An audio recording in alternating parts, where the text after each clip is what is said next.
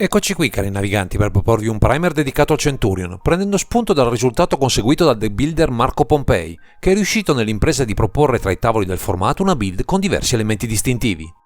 In primis abbiamo a che fare con un color pie che, nonostante incarni diversi elementi interessanti, quello di Ymir, non ha al momento generale in grado di mettere in campo tutto il potenziale necessario per sostenere le complesse interazioni del formato, almeno fino a questo momento.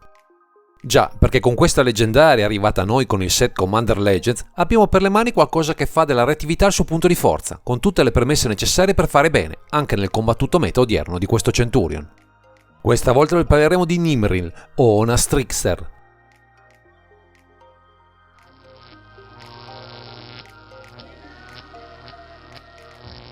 Siamo al cospetto di una creatura atipica, almeno rispetto alla tribe delle fatine che rappresenta, in uno strano connubio di caratteristiche e abilità che lo assimilano, sotto molti aspetti, alle sue consorelle, vista la capacità di sgusciare inaspettata nel turno dell'avversario, ma andiamo con ordine descrivendo le sue caratteristiche. Con 5 mana, 3 generici, 1 blu e 1 nero, abbiamo un cavaliere spiritello con forza 1 e costituzione 6, lampo, volare e un'unica abilità, che promette molto sul fronte del card advantage. Nella sua abilità abbiamo, ogni qualvolta lanci la tua prima magia durante il turno di ogni avversario, guarda le prime 2 carte del tuo grimorio, aggiungi una di quelle carte alla tua mano e metti l'altra nel tuo cimitero. Il fatto di proporre un'abilità che ben si incastra con la velocità istantanea di molte delle nostre interazioni potrà darci nel corso della partita un boost in fatto di risorse notevole, a patto di superare il suo costo di cast non certo leggero per questo formato, spesso rapido. Abbiamo però, in aggiunta alle magie classiche, una serie di creature che con l'abilità lampo potranno insistere su questo piano di gioco, proponendoci un approccio draw and go tra i più efficienti che mai sono stati concepiti fino a questo momento. Si tratterà di avere pazienza scorgendo nel piccolo mondo di questa Nimril o Onas Trickster l'enorme potenziale offensivo che questa fatina e i suoi simili ci sapranno offrire in questo archetipo.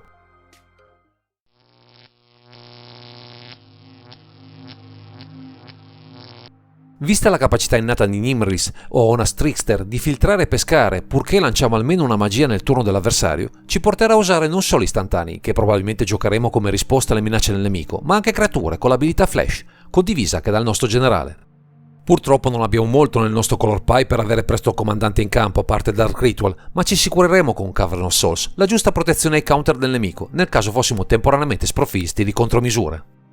Abbiamo però, in modo anche inaspettato, una serie consistente di creature che con Flash possono attivare facilmente l'abilità del generale, come ad esempio Black Lance Paragon, che tra l'altro sinergizza bene con lui, donandogli 2 keyword interessanti.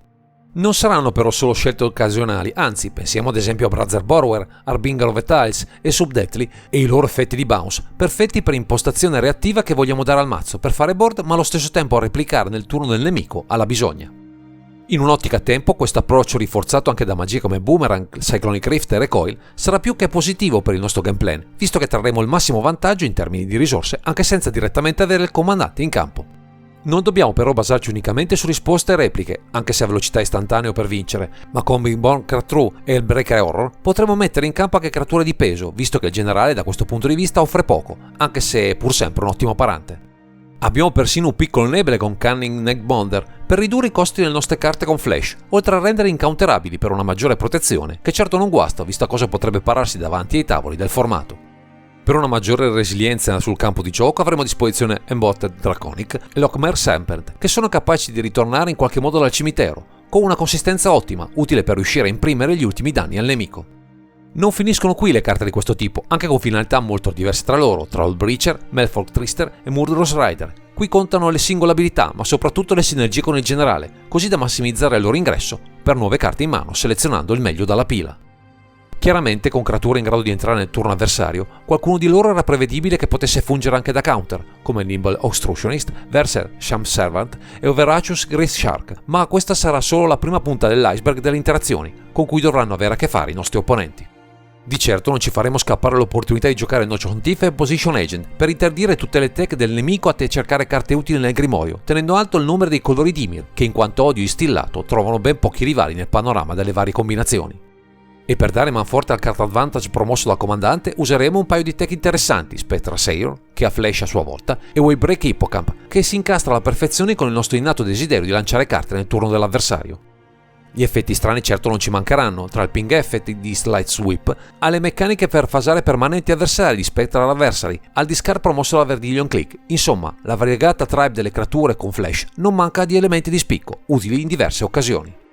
In ultimo citiamo 2 colonne di questa keyword, che si incastrano con gli istantanei che vedremo nella prossima sezione di questa disamina, Snapcaster Mage e Torrential Gearhulk, giusto per non farci mancare mai una risposta da giocare, ovviamente nel turno del nemico.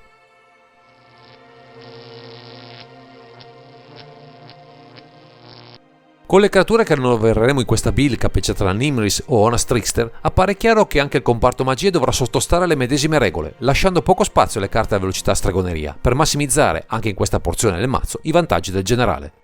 Unica comprensibile eccezione arriva con i discard effect come Dredgefuge, Dures, Inquisition of Kozilek e Tuxize, che sono però fondamentali a dare sostanza, anche dal primo turno, a un piano che punta a stritolare le mosse dell'opponente di turno, privandolo di repliche adeguate.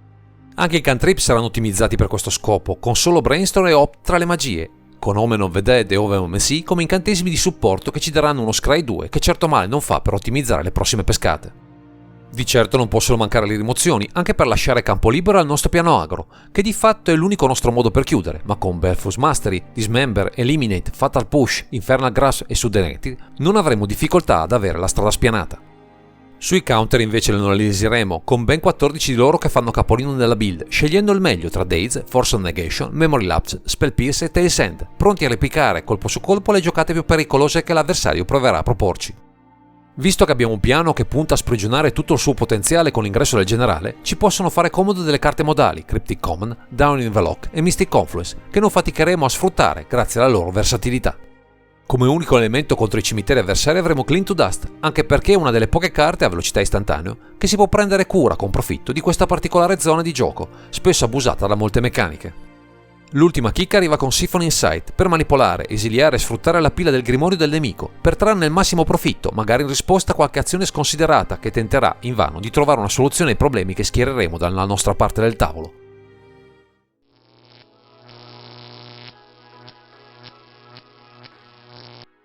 La molla che ha spinto Marco Pompei a realizzare la lista che vi stiamo presentando, costruita attorno a Nimris o Honest Trickster, nasce in prima battuta dall'amore per i colori di Ymir, con l'intento di unire le strategie tempo con dei buoni motori di card advantage.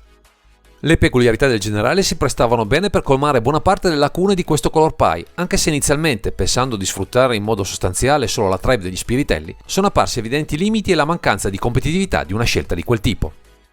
Fortunosamente gli ultimi set hanno permesso di ampliare il parco creature e le sinergie che hanno permesso la costruzione della build attuale, che annovera diverse carte interessanti, che hanno fornito quella consistenza necessaria per affrontare il Centurion a testa alta. Un approccio con questa Nimris o Honest Trickster che vede non solo l'importanza del generale, ma di buona parte del mazzo, che a velocità istantanea proverà a prendere alla gola l'avversario di turno.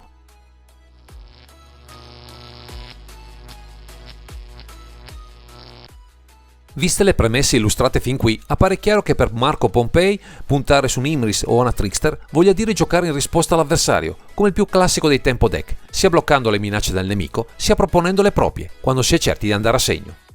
Questo metodo, praticamente sempre ottenibile grazie all'abbondante pacchetto di istantanei di carte con flash, ci permette di contrastare costantemente le giocate del nemico, sfruttando i punti ciechi quando non avrà mana o carte in grado di fermarci.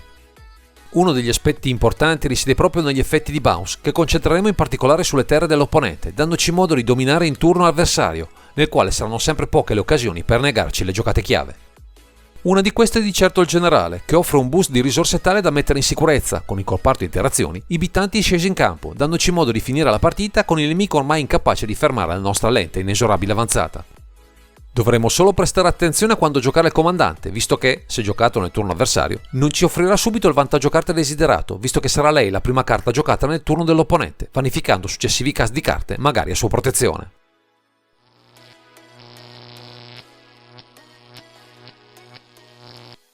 Grazie ai consigli del nostro deck builder proviamo ora a comprendere come questo archetipo basato su Nimris o Honest Trickster si posiziona nel meta Centurion rispetto ai diversi archetipi che al momento bazzicano tra i tavoli da gioco.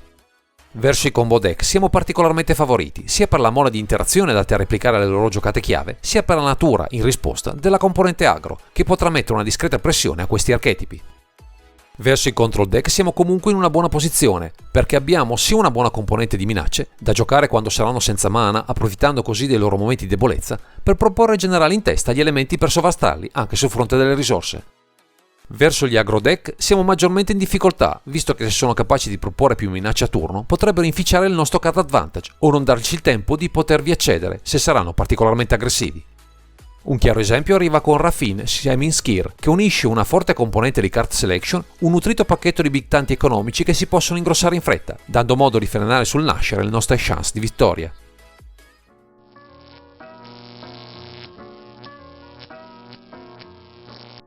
All'apparenza, sul fronte delle possibili modifiche alla lista presentate in questo video, grazie al supporto di Marco Pompei per Nimris o Ona Trickster, non ci siano molti spazi di manovra, viste le peculiarità insite nella build, eppure l'esperienza e i nuovi set potrebbero stupirvi in tal senso.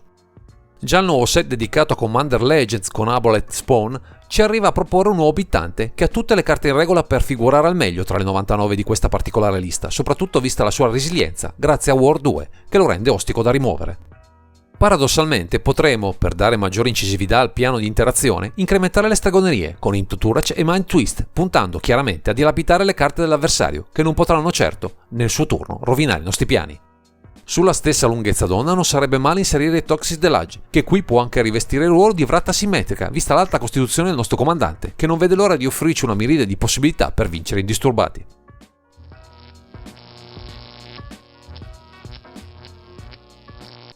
Eccoci arrivati alla conclusione di questo primer. Ringraziamo Marco Pompei per averci dato modo di portare alla luce un comandante insolito, che offre un gameplay ragionato e imprevedibile, almeno per gli avversari, che saranno sempre in affanno contro le nostre giocate. Se amate un approccio tempo, pronti a replicare senza restare però mai senza benzina, questa Nimris o Ona Trickster potrebbe fare a caso vostro, andando a valorizzare non solo le interazioni classiche dei colori Nibir, ma un parco creature insolito, che nel tempo potrebbe anche aumentare. Per ulteriori approfondimenti o anche solo per saperne qualcosa di più su questo formato, seguite il canale su YouTube, Centurion TV. Il link è presente in fondo a questo video, dove troverete matchup, guide alle build e una community sempre pronta a darvi spunti e consigli. Direi che questo è tutto per questo video, grazie per averci seguito e non dimenticate di commentare, condividere e sottoscrivere il canale per ritrovarci sempre qui, su Underground Sea.